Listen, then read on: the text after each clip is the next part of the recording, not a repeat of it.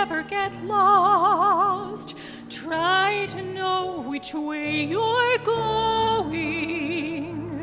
Places get so vast. You can get lost so fast. But don't be afraid. Don't be dismayed. Try to keep your fear from growing. Summon help or calmly let someone help, or better yet, just don't ever get lost.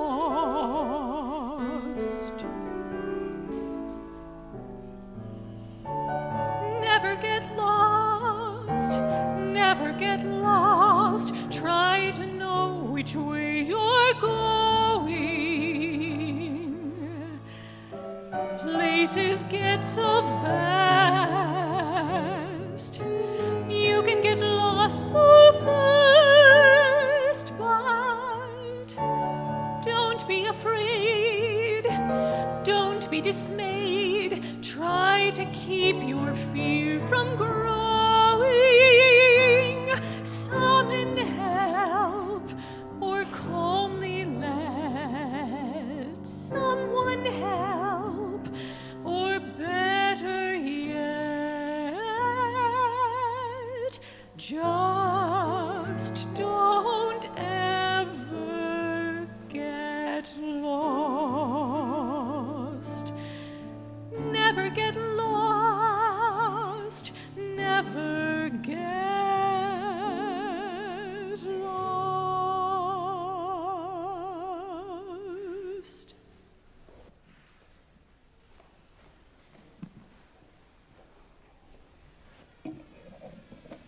And that music is our way of saying good morning and welcome to another Sunday here at First Unitarian Society, where independent thinkers gather in a safe, nurturing environment to explore issues of social, spiritual, and ethical significance as we try to make a difference in this world. I'm Steve Goldberg, a proud, intellectually gifted member of this congregation, and I'd like to extend a special welcome to any guests, visitors, and newcomers. If this is your first time at First Unitarian Society, I know you'll find that this is a special place. And in a moment, I'm going to sound the gong, which is our signal to join in a moment of centering silence so we can be fully present with each other. And after that, I'll invite you to sit back or lean forward to enjoy today's service. I know it will touch your heart, stir your spirit, and trigger one or two new thoughts. We're glad you're here.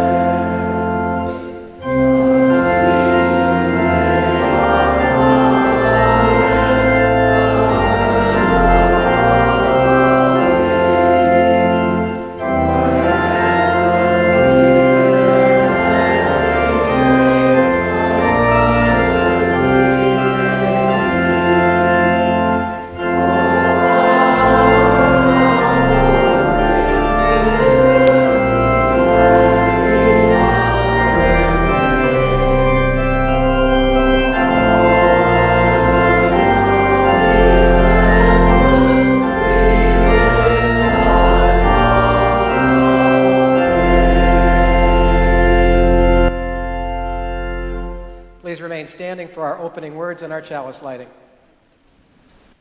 We come together today, some as friends, others as strangers, but all of us sojourners seeking human acceptance and human worth. Here may we discover others like us, and may the flame of love be rekindled in our midst. We come together as teachers with visions to share, desiring to be heard and understood.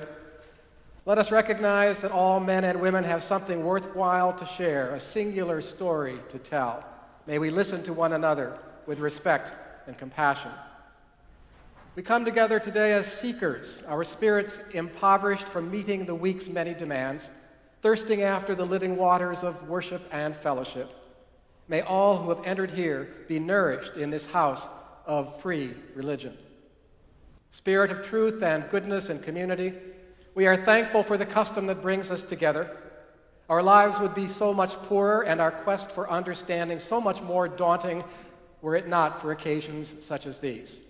Let us make the most of this opportunity for connection, edification, and renewal. And now please turn in your program to our words of affirmation that accompany the lighting of the chalice. And as Steve kindles the flame, please join me. Come into this circle of friendship. Come with your questions. Come with your cares. Come with your sorrows, joys, fears, and yearnings.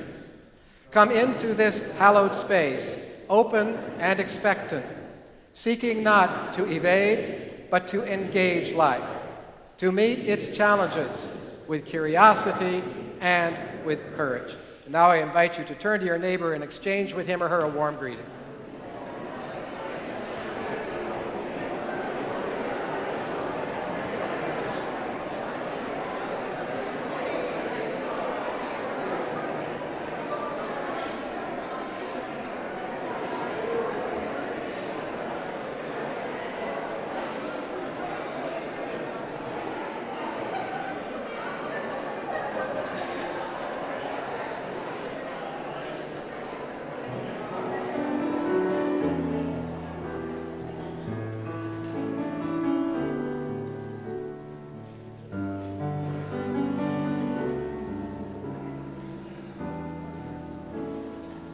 So at this time, I'd like to invite any children who are in our midst to come forward for the message for all ages.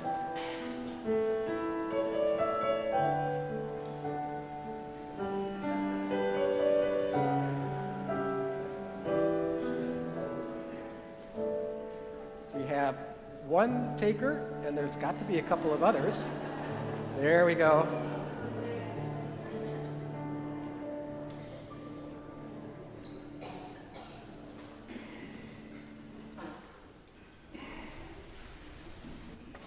Okay. So, about 9 years ago, I had finished writing a book. And it's this book. It's called Making the Good Life Last, 4 Keys to Good Living.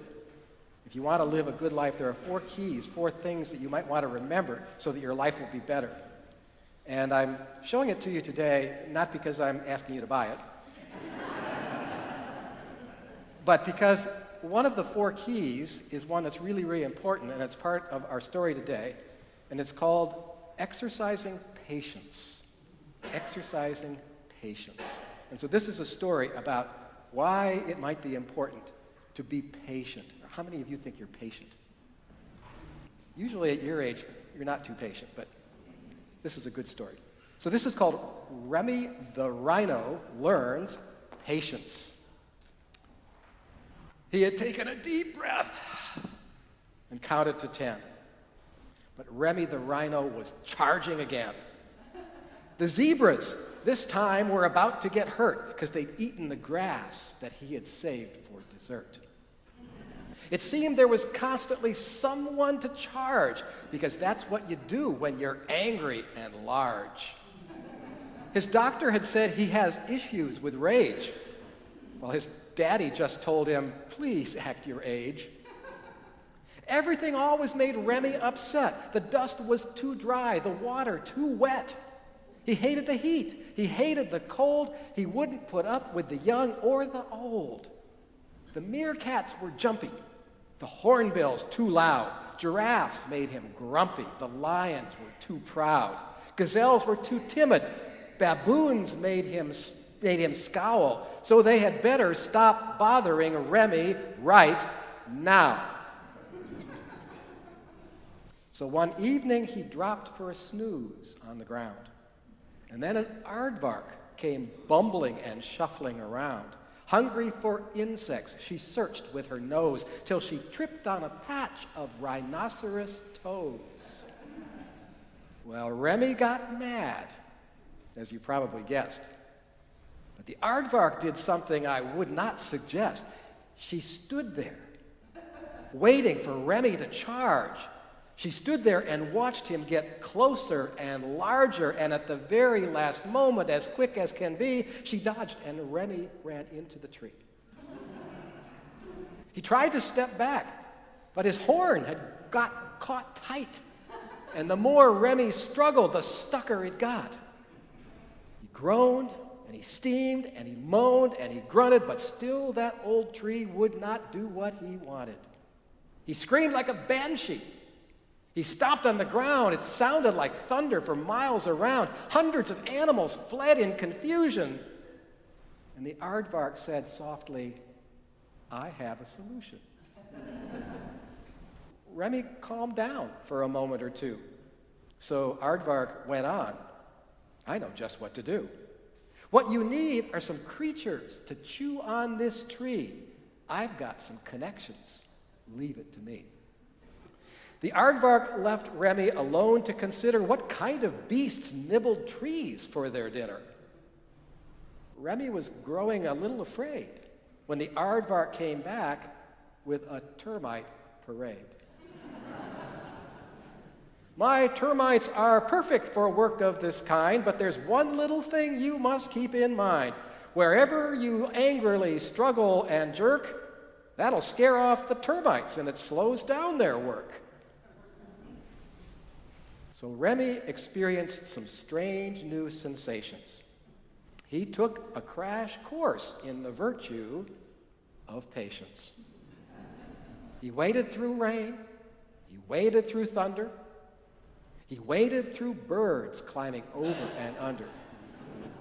He waded through leopards' absurd decorations. He waded through gawkers from faraway nations.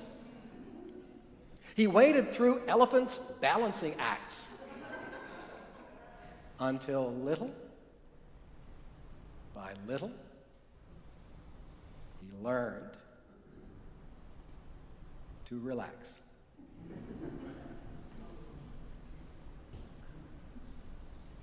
So sometimes a little patience is better than just struggling and getting angry with something that's bothering you, right? And we notice that this story comes full circle because at the very beginning, what is Remy doing to those zebras? He's chasing them away because they're eating his dessert. And what is he doing at the end? He's sharing his dessert, isn't he? Yeah. So I really like that story. And we're now going to sing you out because we have summer fun for your enjoyment. Thank you for listening.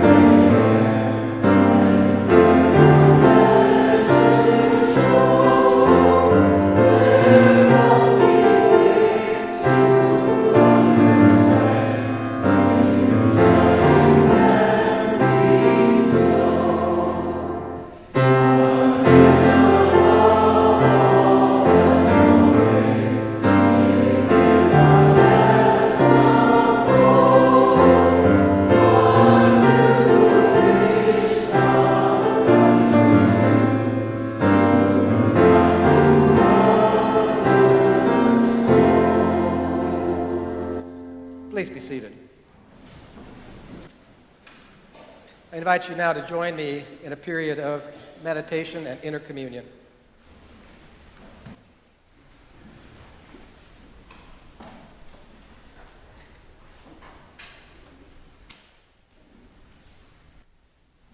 So I invite you to settle in and be serene in this time of spiritual deepening.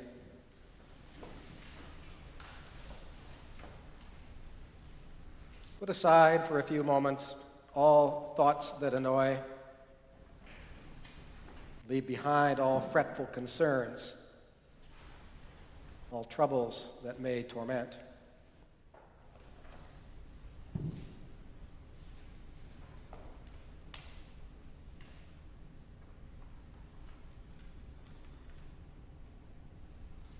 Lay aside all the plans to be made, all the errands to be done, all the plaudits to be won.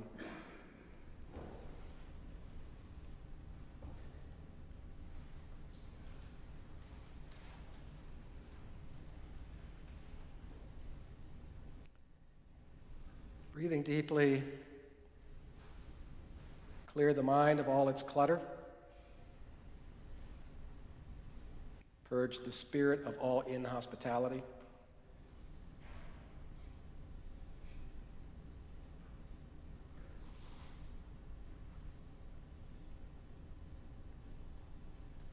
Sitting easy, be at rest. Slowly feel your body recovering its balance, your mind its bearings, your spirit its resiliency.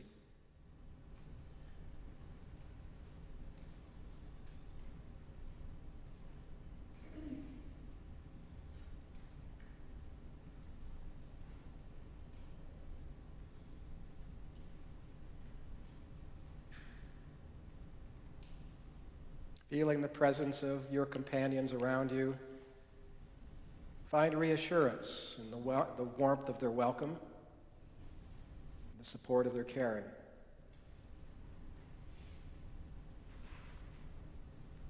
We who have been wanderers, groping for something we know not what, here is a place for us. Here is a temporary but welcome home for every restless and weary spirit. I invite you to continue on in a moment or two more of silent meditation.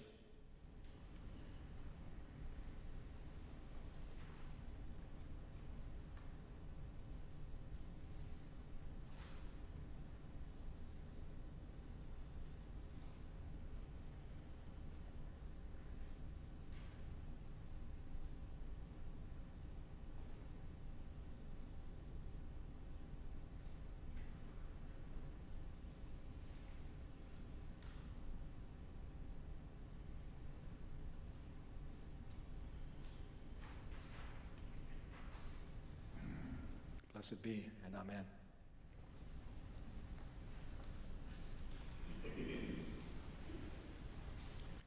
So now I'd like to share with you two reflections on parish ministry that rang true for me when I encountered them. The first is from a United Church of Christ minister, Martin Copenhaver, who co-wrote a book with another UCC pastor, a book entitled This Odd and Wondrous Calling. Wisdom, he says, may be the one distinguishing quality of pastors, because all people have an equal opportunity to demonstrate the same integrity, the same faithfulness as good ministers exhibit, but the latter have been given a unique opportunity to become wise. Of course, not all pastors are wise. God knows. And some of the wisest people are not pastors. But the nature of the pastoral life is such that it gives a person an extraordinary shot at becoming wise. But I need to pause here to say a word about what I mean by wisdom.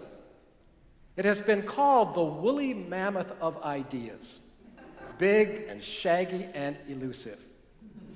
Philosophers, theologians, and social scientists have all found wisdom notoriously difficult to define.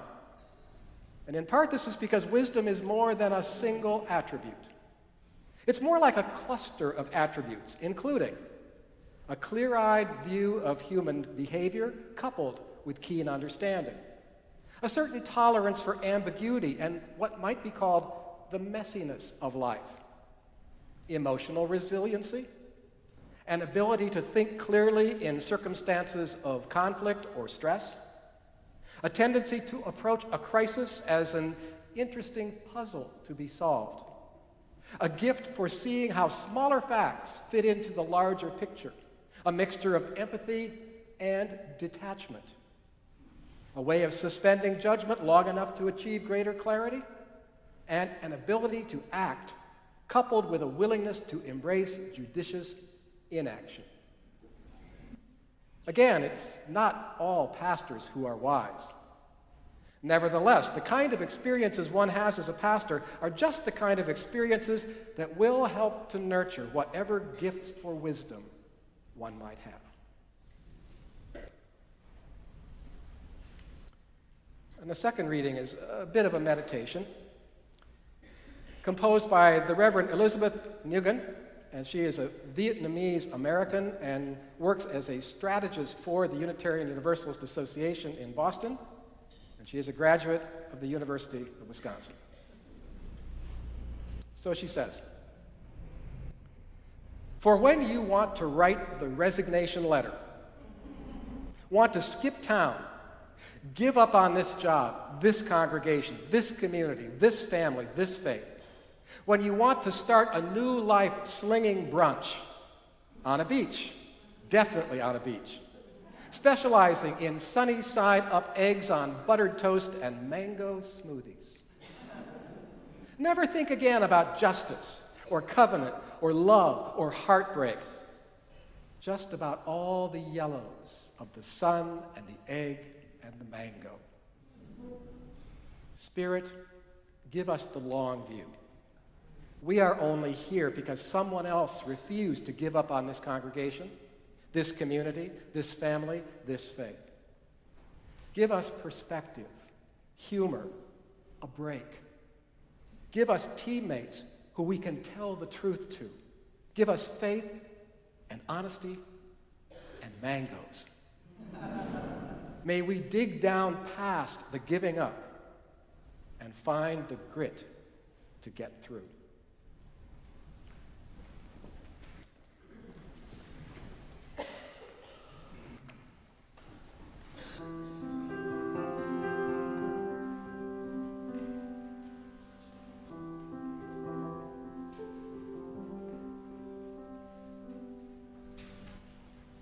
It was a February day when your dad came by before going away. A U-Haul truck in the driveway. The day it was suddenly real. I told you not to come outside, but you saw the truck and you smiled so wide. A real live truck in your driveway. We let you sit behind the wheel. Goodbye, goodbye. Now it's just me and my little guy. And the house felt so big, and I felt so small. The house felt so big, and I felt so small. That night I tucked you into bed. I will never forget how you sat up and said, "Is there another truck coming to our driveway? A truck that will take Mommy away.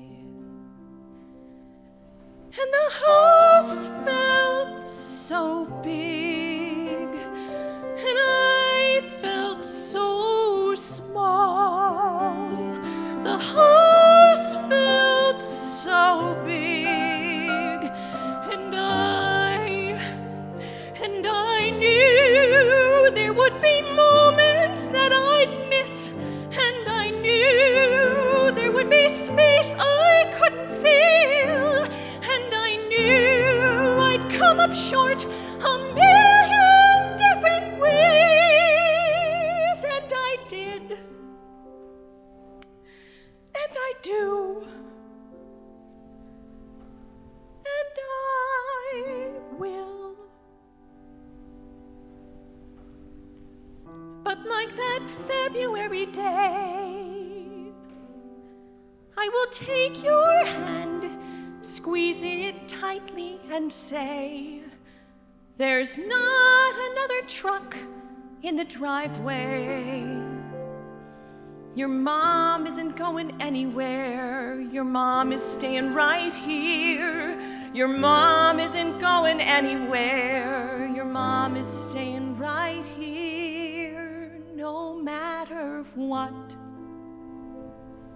I'll be here when it all feels so big, till it all feels so small, when it all feels so big, till it all feels so small, till it all feels so small.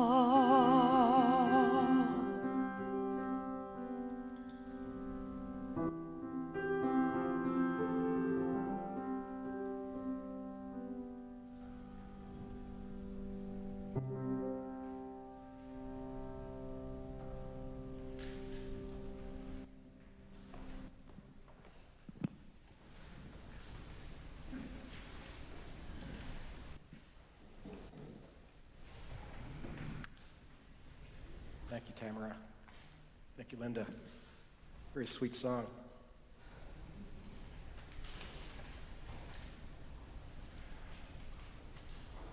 In his last report to the parish in May of 1987, my predecessor, Max Gabler, provided a summation of the services that he had rendered to the First Unitarian Society over his 35-year pastorate. His records indicated that Max had presided at 1,112 weddings.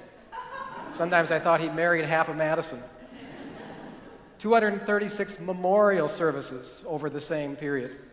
Child dedications totaled 356. 1,789 people have been welcomed into membership. Max did not divulge the number of sermons that he had written and delivered, but I have to guess it was somewhere in the vicinity of 900. Now, from my own clergy logbook and from back of the envelope calculations, I figure that about 2,800 people have joined the society during my tenure, and that listeners have been subjected to 750 of my sermons. I presided at far fewer weddings than Max, only 540, but considerably more memorial services, 347.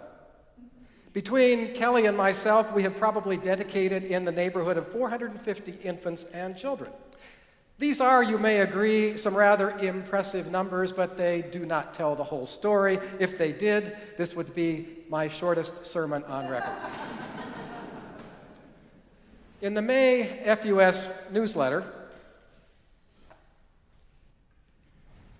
I listed some of the other significant developments that were related to the Society's financial growth during my tenure here: construction and rehabilitation projects, increases in staffing and in programs, extended outreach efforts into the larger community, and reform of our governance structure. So it's not my intention this morning to repeat what has already been written here. And if you are interested, you can simply go to our website and you can look up my column in the May newsletter. So instead of nuts and bolts, what I kind of wanted to share with you today is just a bit more squishy, more subjective, less of a historical overview and more of a personal testament, a summary of the insights that I have gained during my 3 decades among you, and whether they will strike you as being in any way significant, that remains to be seen. But at the very least, you will get a glimpse of one Unitarian Universalist minister's inner life. So, at the risk of indulging in a cliche, let me begin by acknowledging that my missteps have generally proven more instructive to me than any successes that I have enjoyed. Now, fortunately, there have not been all too many pratfalls in 30 years, because if there had been, my career path would probably have unfolded a little differently. You know, most men and women who enter the ministry do not stick it out. The dropout rate after 10 years is about 50%. It is indeed the rare individual who enters this profession as young and as green as I was and keeps plugging away until Social Security kicks in. Because it is quite easy for some people to get deeply discouraged doing this kind of work. Now, while pondering what I wanted to share with you today, I returned to a file that I had been keeping since the time that I left my previous congregation in Binghamton, New York. And in that file was the last sermon that I delivered to that congregation. It was entitled, Parting Shots,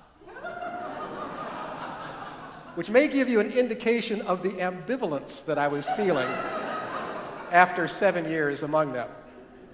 Now, in that discourse, I also shared some learnings from my tenure in Binghamton. I said I have gained some really important self-knowledge, particularly about my rough edges. A career in the parish ministry was, for me, something of a stretch. It is a role which, from a temperamental standpoint, I was and am not all that well suited for. From time to time, I have been informed, usually secondhand, that I can be too intimidating, too standoffish, overly cerebral, lacking warmth, in other words. Since coming to Madison, I have undoubtedly mellowed just a bit, but as they say, the leopard does not change his spots. Similar comments have reached me here as well. I'll allow that there is some measure of truth to such comments. But while they may be ineradicable flaws, I gradually have figured out how to compensate for most of them most of the time.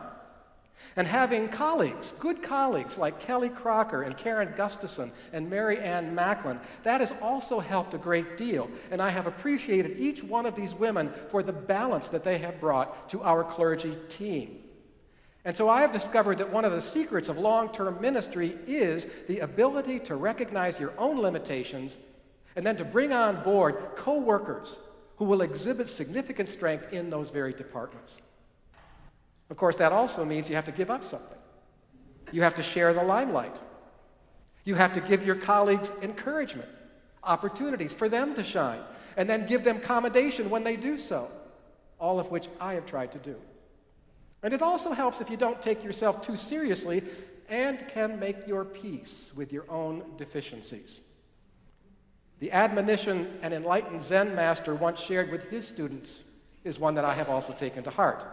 He said, "You are perfect just as you are, and you could also stand some improvement."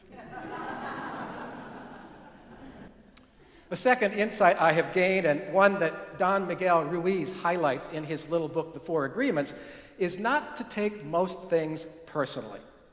Often as not, when someone takes you to task or declares that you have let them down, something in their own life experience or in their unspoken assumptions about you is contributing, more than likely, to their displeasure.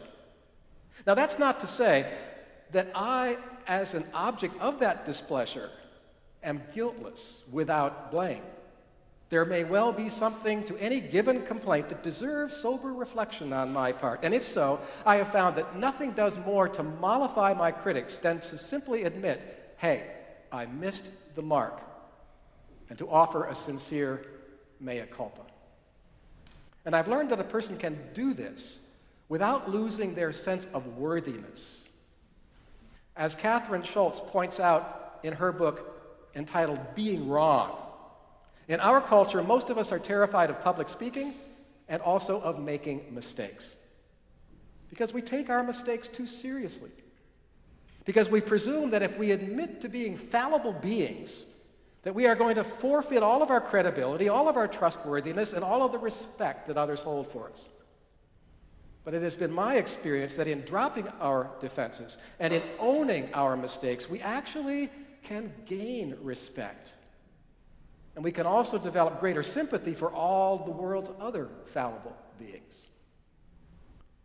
And if we honestly do think that we are being misjudged, well, rather than go into this defensive crouch, we can ensure a better outcome by pausing, taking that deep breath, listening quietly and sympathetically, and then seeking clarity through calm questioning. Be curious, in other words, rather than confrontational. Have I always succeeded in dispelling negativity in this way? Hell no. When someone comes on to me strong, without warning, without provocation, I feel that surge of adrenaline. The old reptilian brain gets a jump on my better judgment. We've all experienced that. But I've also found that in such instances, the outcomes are less than ideal. Which leads to the third insight, one that I already alluded to in the message for all ages: the value of patience. Early in my career, this was hardly my strong suit. But by the time I started writing that book, Making the Good Life Last, I'd kind of turned a corner. Now, what I did not remember when I was composing that book is that at the time of my departure from Binghamton, New York, my colleague and mentor up the road in Ithaca had written to me a farewell letter in which he offered a number of pointers if I wished to enjoy a long and prosperous ministry here in Madison. And chief among the pointers he gave me was patience. You will encounter critics. You will encounter adversaries, Jack says, and your best weapon in dealing with the people you want to see gone is the knowledge that your ministry is more lasting than their dissatisfaction. I call this patience, Jack said. Others call it stubbornness. And so in the course of his letter, Jack described a board president who had gotten under his skin. But he did not let that conflict with a lay leader distract him from his core ministerial responsibilities. This too shall pass, he reminded himself. The key to staying centered when work becomes a struggle is to exercise patience.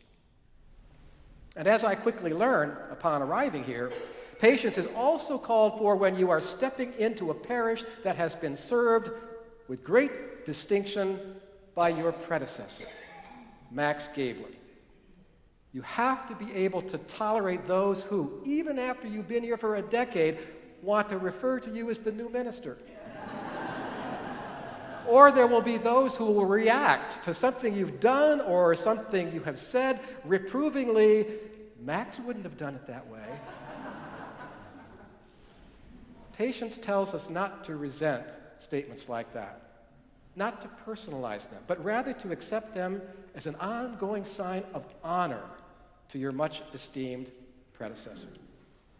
And if you can stick it out, if you can perform equally well, then you have to have faith that the congregation, in all likelihood, is going to come to embrace you and your ministry as well. Fourth, know how to claim your authority without throwing your weight around. A few years ago, I was invited to deliver the sermon at the annual Unitarian Universalist General Assembly at a service called the Service of the Living Tradition, which is a big deal. It's a great honor. You get to talk to 5,000 UUs from all around the country. And the topic that I chose to speak on was clergy authority, which has been in really serious decline in recent decades.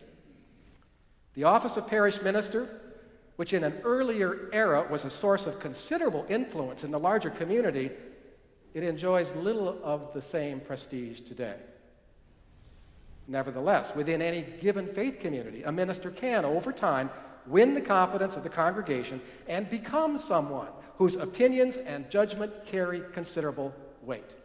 And that was certainly true of my predecessor, Max Gabler. I like to think it's been true for me. And I think it has been because of one of the comments that I have received periodically, perhaps more often than any other comment about my ministry, and that is, if Michael wants something to happen, it is going to happen. Or words to that effect. And frankly, I don't think that there is anything terribly wrong with that, because to be called into leadership entails and requires the granting of authority. It is part of the call.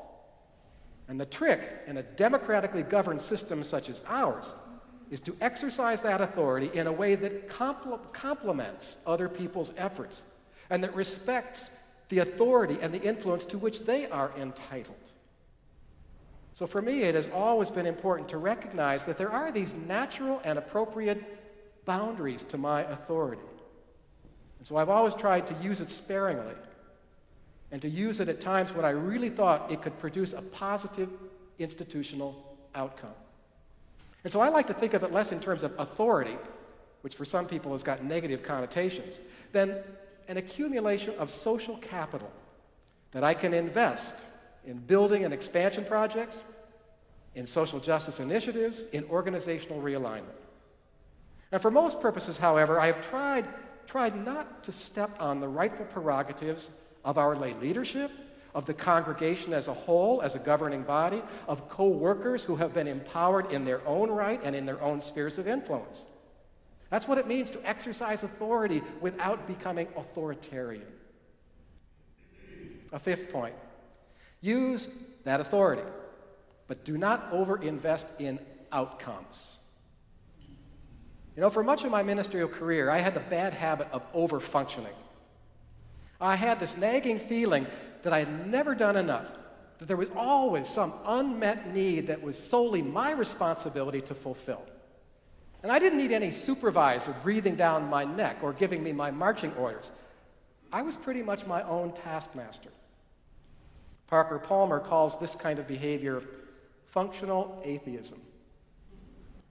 The belief, he says, that ultimate responsibility for everything rests with us. That if anything decent is going to happen here, we must be the ones that will make it happen. Functional atheism. Now, the pattern for this particular behavior was set very early, way back when I was in undergraduate school. After a less than stellar academic performance in my freshman year, a year in which I spent a good deal of time on more enjoyable pursuits, playing rubber bridge primarily, I decided after that freshman year that a more disciplined approach to study was in order. And so as a sophomore in college, I made a decision. I was going to take course overloads. I was going to take 5 courses. I was going to take 6 courses rather than the mandatory 4. And that way, I would be sure that there would be no time left over for all these extraneous pursuits and pleasures. And it worked. My grades went up, and they stayed up right through undergraduate and master's and PhD programs. And so I became a certified workaholic. Always afraid if I did not keep my nose to the grindstone, I was not going to measure up, I was not going to make the grade. And it wasn't so much a fear of failing per se, as not succeeding at the highest possible level. And so as a parish minister, I developed this false feeling that it all rested squarely on my shoulders. And over time, this became an unhealthy state of affairs. I was working too many hours, 70, 80 a week, at the expense of my family, who thankfully supported me when I was doing all this overfunctioning, but also at the expense of my own mental and emotional health. Tasks that I could very well have delegated to other staff, capable volunteers, I insisted on carrying out myself to ensure that they were done right. And there was a lot of positive feedback because during those years, FUS was thriving. But it wasn't sustainable. The harder I worked, the more my people skills deteriorated. And then in 2005, I took a much-needed sabbatical. Now, in good workaholic fashion, I used those 4 months away to crank out the first draft of Making the Good Life Last. But that wasn't the most enduring achievement. For the entire 4 months that Trina and I spent in Tucson, Arizona, we did not darken the door of a Unitarian Universalist church. We took a complete break from institutional engagement. And as the weeks slipped by, it did dawn on me that I needed to stop obsessing about outcomes. Let my coworkers do their jobs. Come back to Madison, practice ministry in the best way I knew how, and let the chips fall where they may. And that was like getting a new lease on life. And so these last 12 post-sabbatical years have been, without a doubt, the most fulfilling and the most enjoyable of my career. I've weathered some choppy waters. I've had some interpersonal and institutional challenges. These haven't gone away. But as I practiced detachment, I found it was easier to maintain a non-anxious presence even when things weren't going particularly well. And so I came eventually to the same place as Edward Everett Hale, who famously said, "I am only one, but I am one. And I cannot do everything, but I can do something. And I will not let what I cannot do prevent me from doing what I can do." Sixth, and finally, and relating to the preceding, in the end, it's really not about me. The position of lead minister at FUS carries with it the occupational hazard of conflating your own interests with the interests of the institution that one serves. Over time, you become so closely identified with the church. And so when people thought about FUS during the 1970s and the 1980s, the first thing that they thought of was not even Frank Lloyd Wright. It was Max Gabler. And before that, the outspoken Kenneth Patton was the face of this congregation. And whether or not the Reverends Patton and Gabler in some way sought the celebrity status that they gained, I can't really say. But I do know that there is something incredibly seductive about the amount of attention that one can command as FUS's senior minister. It can be an incredible ego trip. And it can also be seriously problematic. Ministers who stand on pedestals can also serve as lightning rods. As my colleague from Schenectady, the late Charles Slapp, observed, people do not join UU churches because they agree with our doctrines, because we don't have any. We have no creed. We have no Book of Common Prayer. We have no papal marching orders to follow. And so who are we left with? Moi, the minister, who becomes the symbol for all that is right and all that is wrong about the church. It can be very flattering to be the minister, Slapp says, but it also means that churches can tend to polarize around their leadership. Having been in this business for a long time, I fervently believe that the larger society needs strong, dynamic, democratically organized, multi-generational, activist faith communities just like this one, just like the First Unitarian Society of Madison. And I have done my best to ensure that the people of FUS felt a sense of ownership for this establishment, and that they were given the opportunity to perform its important work despite my workaholism. And so I have tried, in the end, to be a good steward of FUS. Now, not long ago, one of our members expressed some unhappiness with a decision that I had made, and this person reminded me that she had been a member before I came along, and she was going to be a member after I left. Just so. I've never pretended to have a proprietary interest in FUS. It doesn't belong to me. And I have served at the congregation's sufferance these 30 years. I have done the best I could to build upon a distinguished legacy, to increase FUS's human and material assets in order to secure its future, and to make it a more effective force for good in our world. As stewards, the institutional consultant Peter Block writes, as stewards, we serve our organizations and are accountable to them without taking control. We honor what has been given to us, we use power with a sense of grace, and we pursue purposes that transcend our own self-interest. That has been my intention, and I hope that at least in some measure that has been the result. One last comment. A few days ago, Trina shared with me something that she had found on Facebook. It was a recent ranking of major American cities according to their level of kindness. Several different criteria were used to create this ranking. And when the scores were all tabulated, Madison, Wisconsin led the pack. We are the kindest city in the United States, a refreshing contrast to another recent report that ranked Madison as the nation's 4th drunkest city. Maybe the two are correlated. My own experience here in Madison generally supports the kindness finding. Madisonians, I have found, are, as a general rule, considerate and helpful, fair-minded, and appreciative.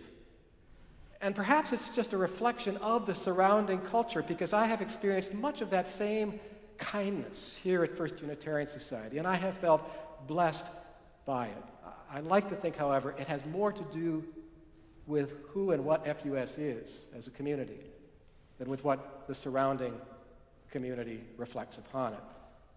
In any case, at this stage in my life, I just need to say thank you.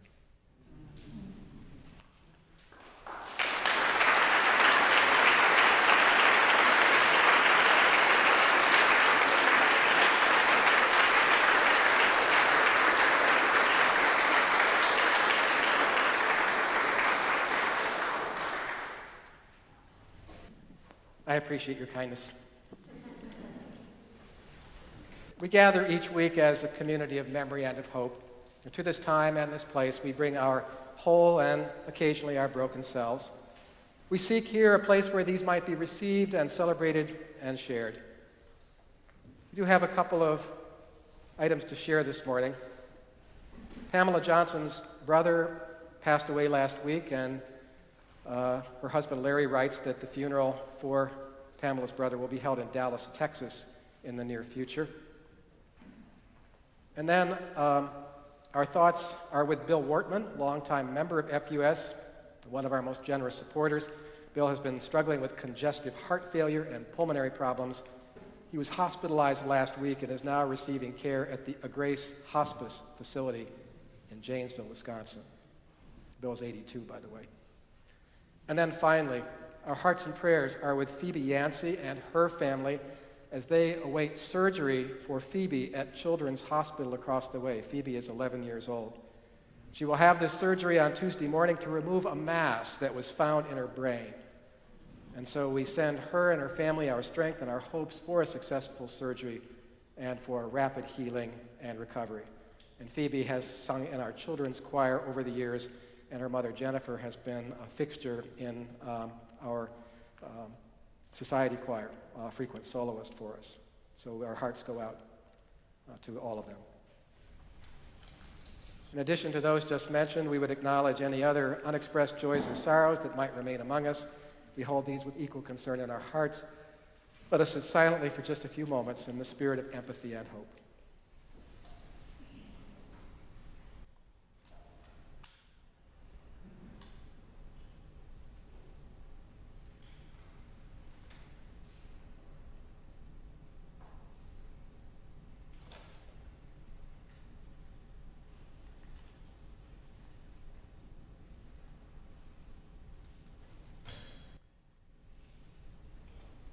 And so by virtue of our brief time together today, may our burdens be lightened and our joys expanded. Now it is time for the giving and receiving of the offering, and as was the case last week, 100% of your gifts today will be given to the Unitarian Universalist Association for their Promise and Practice campaign for the Black Lives of Unitarian Universalists. Please be generous.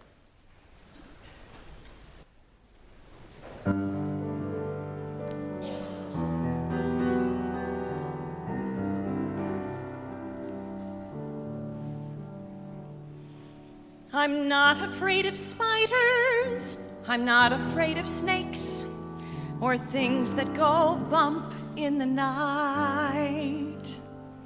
I leave the closet open. I don't believe in monsters under the bed, sorry.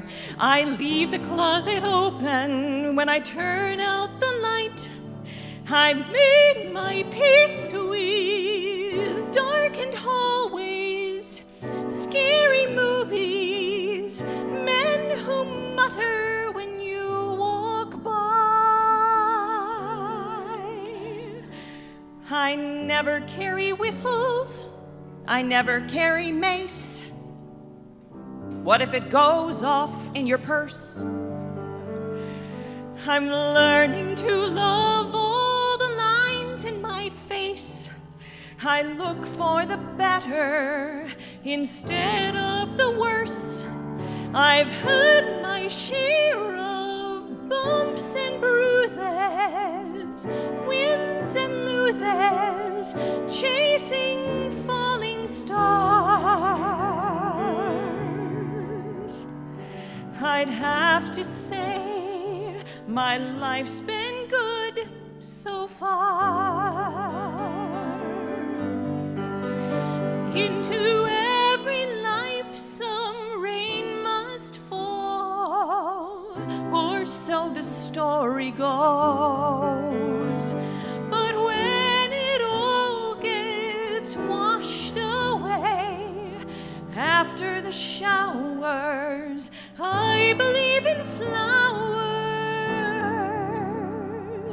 And maybe tomorrow the world as I know it will crumble and fall apart. Still somehow I think I'll manage to look through the world through a rose-colored heart.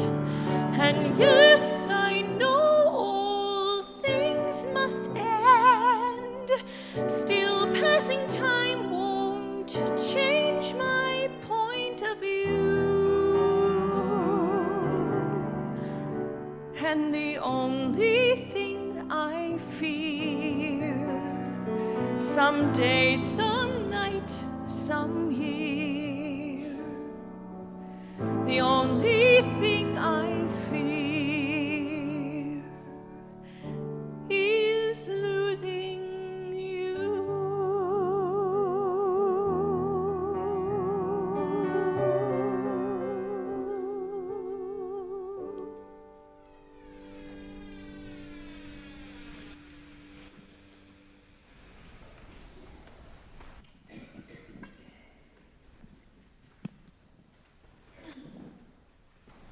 Thank you for your gifts of substance for the Unitarian Universalist Association. We also thank those who have performed acts of service, and particularly those who have supported our worship service this morning. Maureen Friend is our sound operator. Steve Goldberg was our worship associate. Ann Smiley, our lay minister. She also doubled as an usher, along with Karen Hill and Doug Hill. Mart Schweitzer and Joan Heitman were our greeters at the front doors this morning. Hospitality, coffee being served by Jeannie Hills, Trudy Carlson, and Blaze Thompson. And in addition, we applaud the service of 4 graduating teens who served as child care providers for us these past few years. Aaron Albin, Gwen McKechnie, Josephine Putnam, and Nicole Fund. 3 of these teens will have their last day in child care this June. And there's going to be a little party for them at 12:45 that will end about 2 o'clock. There will be lemonade and there will be cake. And so we would invite you to join us in the classrooms over here, I believe, if you can stick around for that little celebration of their service. And I'd also like to commend this morning several other FUS members, Bob Alt, Elaine Lohr, Bob Radford, and Nick Schweitzer. I would like to thank them for pushing forward a project called the Memorial Garden and Path. Unbeknownst to most folks, the FUS campus now boasts this new feature, a paved memory path through the wooded area just west of the Gabler living room. Plans for developing that area into a meditation memorial garden have been ongoing for about a decade, and progress has been very slow. Finally, enough memorial gifts were received to allow us to hire a paving company with admirable results. So take a walk today or another day through our woodland, and if you see any of the people I mentioned, give them a bit of your thanks. And now I would like to invite you to rise once more in body or in spirit for our closing hymn, number 89.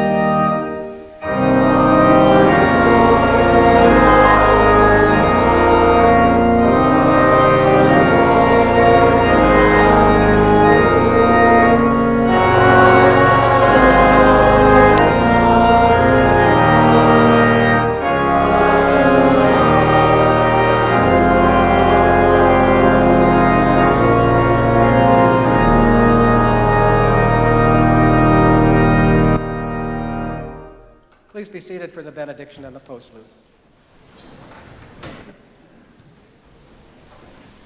We end with words from a book of wisdom that is now 2,500 years old, the Tao Te Ching. When the master governs, the people are hardly aware that he exists. Next best is a leader who is loved.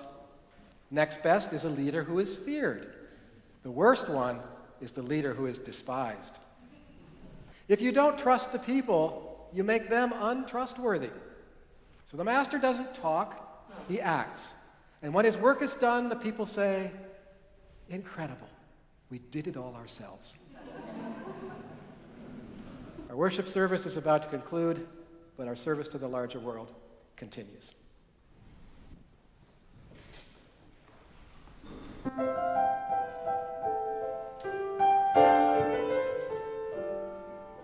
Whenever I feel afraid, I hold my head erect and whistle a happy tune so no one will suspect I'm afraid. While shivering in my shoes, I strike a careless pose and whistle a happy tune that no one ever knows I'm afraid.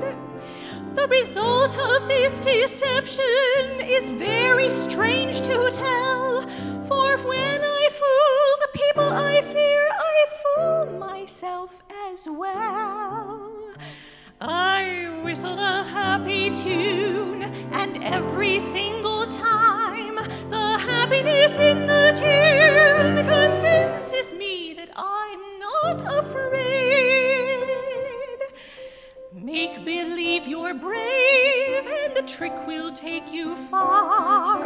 You may be as brave